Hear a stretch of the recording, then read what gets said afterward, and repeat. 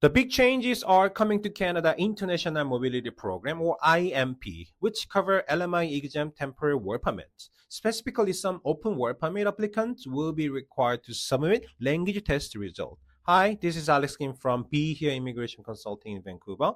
Simply, IMP work permit are most of the work permits you get without an LMIA.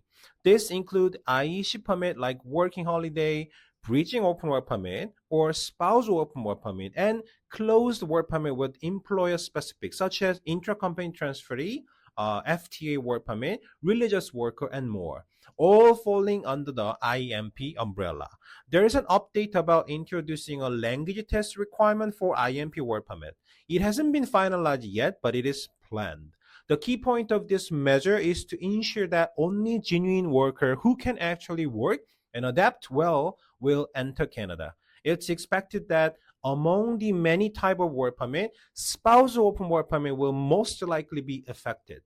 This is also seen as an effective way to prevent fraudulent cases like fake marriage case. The test type are the usual one, English and French exams such as IELTS, CELPIP, TEF. The expect required score hasn't been announced yet.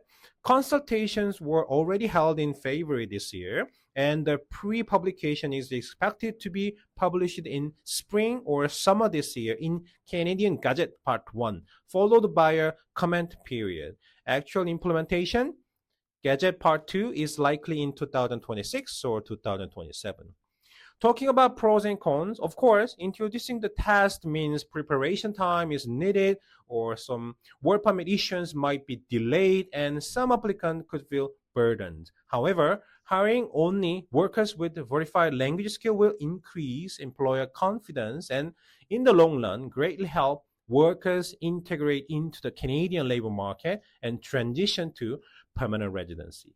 However, it also looks like IEC intra-company transfer, and some free trade agreement category may be exempt from this language test requirement due to international agreement that take precedence. So, in conclusion, if you're preparing to come to Canada as a spouse open work permit under the IMP, it's a good idea to start studying English or French from this year onward for next year. We will keep you updated with more detailed news.